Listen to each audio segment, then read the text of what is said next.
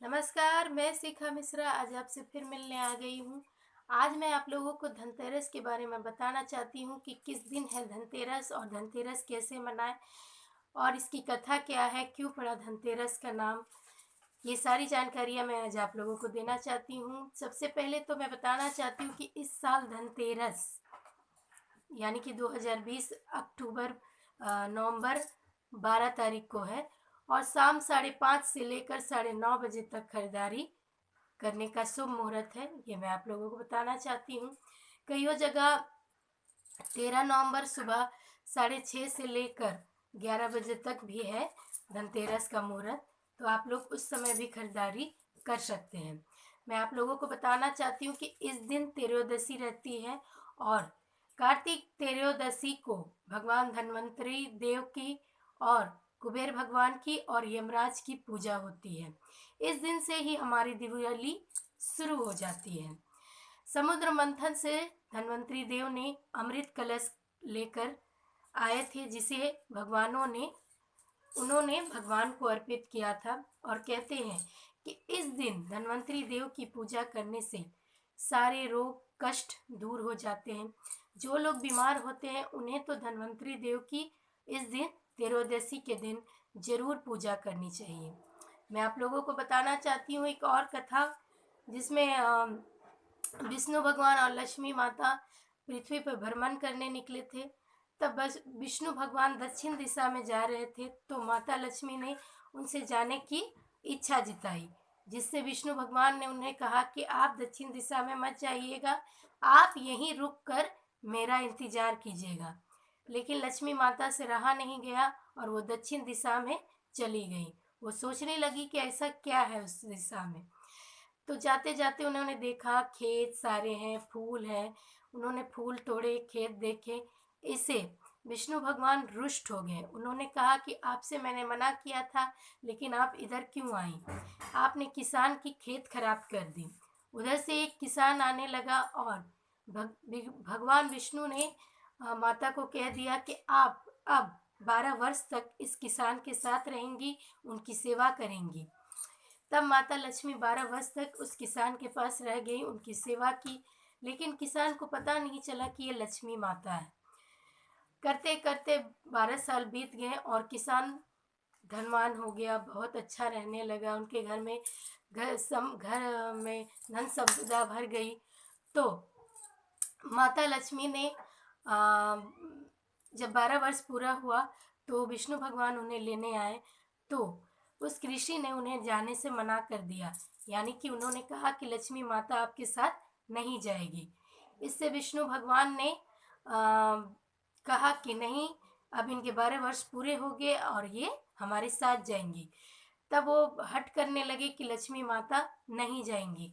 तब लक्ष्मी माता ने उनसे कहा कि कार्तिक में त्रयोदशी के दिन अगर आप मुझे याद करके पूजा करेंगे तो मैं आपके घर में विराजमान रहूंगी और आपकी घर हमेशा सुख समृद्धि से भरी रहेगी।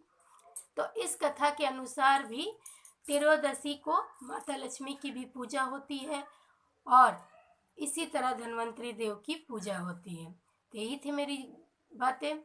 मैं आप लोगों को बताना चाहती हूँ कि धनतेरस के दिन क्या क्या करना चाहिए। धनतेरस के दिन कभी भी घर की सफाई, पूजा के स्थान पे सफाई नहीं करनी चाहिए। यानी कि जो नॉर्मल सफाई होती है वो कर सकते हैं, लेकिन और जो दिवाली की तरह जो पूरी सफाई होती है उस दिन आप ये जैसे झाड़ना वाड़ना ये सब नहीं करना होता है। आपको धनतेरस के एक दिन पहले ही आपको अपनी पूजा स्थान पे सफाई कर लेनी चाहिए। धनतेरस के दिन हमेशा जब भी धनतेरस हो तो आपको उस दिन पीले वस्त्र पहनना चाहिए, क्योंकि धन्वंतरी देव को पीला वस्त्र ही प्रिय है।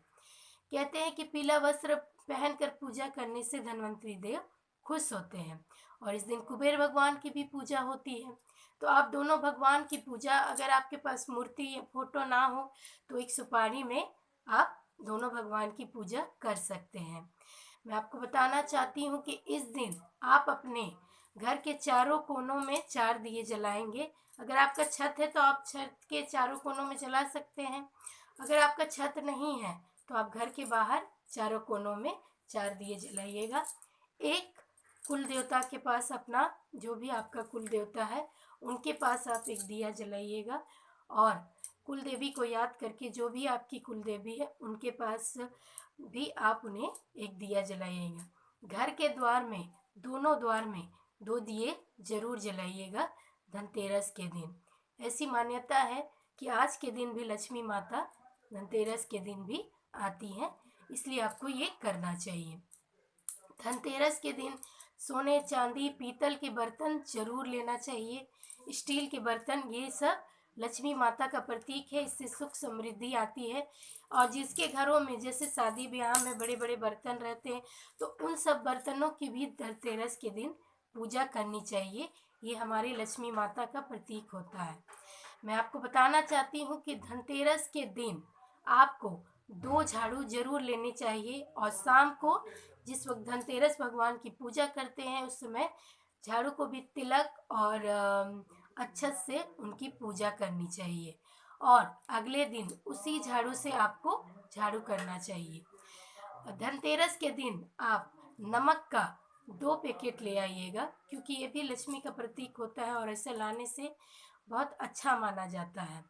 धनतेरस के दिन धनिया, जो सूखा धनिया होता है उसे भी आप ले आइएगा।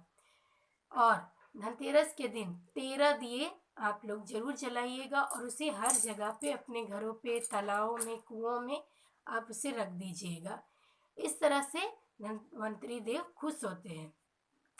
धनतेरस के दिन दक्षिण दिशा में यमराज जी का भी दिया जलाया जाता है, जो तिल तेल का होता है।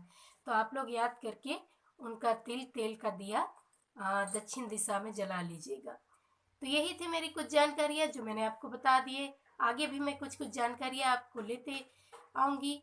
तब तक के लिए शिखा मिश्रा को इजाज़त दीजिए। प्रणाम।